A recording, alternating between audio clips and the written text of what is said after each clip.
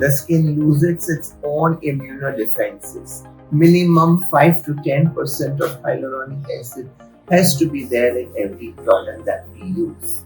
Salicylic acid are in the pimple range. Acne gel, pimple packs and everything will have salicylic acid. Hyaluronic acid is an acid. It's not an acid in the first place. It's a very important hydrating hyaluronic. It's a hydrating ingredient. Most important, remember that hyaluronic is hydrating. There is nothing like an acid inside. 1 drop of hyaluronic attracts 1,000 drops of water, moisture from your skin. Keep that in mind. Every drop you use, you are attracting 1,000 drops of moisture from your skin. So when you use it, it gets moisturized. There's a lot of hydration coming from within. That helps. Over it, if at all you want, you can seal it with a moisturizer. And it's a very, very important and a costly ingredient. That's why people don't use that much of hyaluronic acid. Is different. Minimum 5 to 10% of hyaluronic acid has to be there in every product that we use. That is most important. Hyaluronic is more meant for feeding moisture into the skin, plumping up the skin. Most important is it has a plumping and a hydrating effect. Hydrates from inside, plumps from outside. It is as good as that.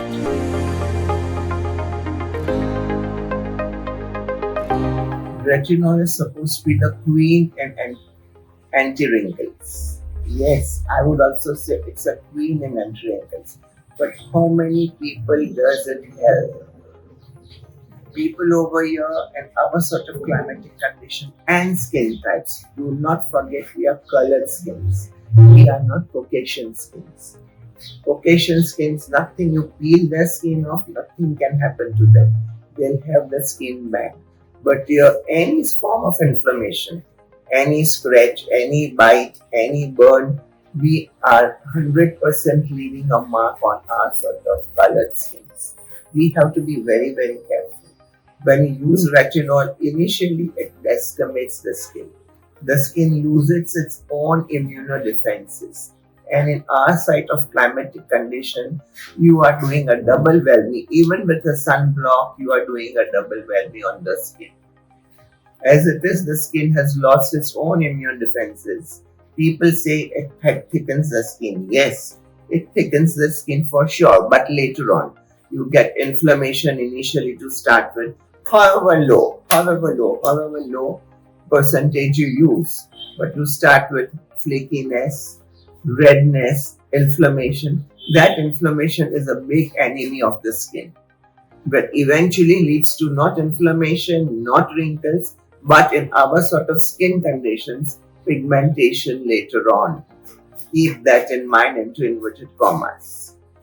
That's why none of the B products I have used retinol. And another thing, I would advise everyone to use retinaldehyde, which we are going to add, but it happens to be a very, very expensive ingredient.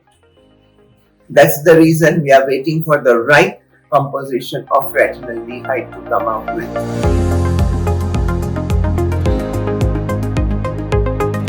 Salicylic acid, in a way, it's a BHA, beta hydroxy acid. Our sort of skin needs salicylic acid, but not more than 2% in any product. 2% is enough to equalize oily, pimple, aggravated skins. Salicylic acid has a very fine molecule.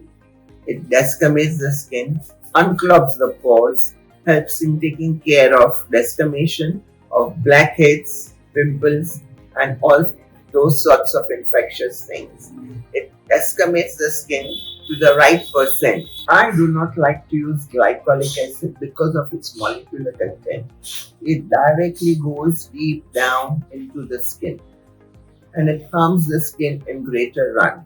It is better to use salicylic, mandelic, tartaric, azelaic acid to clean up our sort of skin is the colored sort of skin. Most of my products that have salicylic acid are in the pimple range.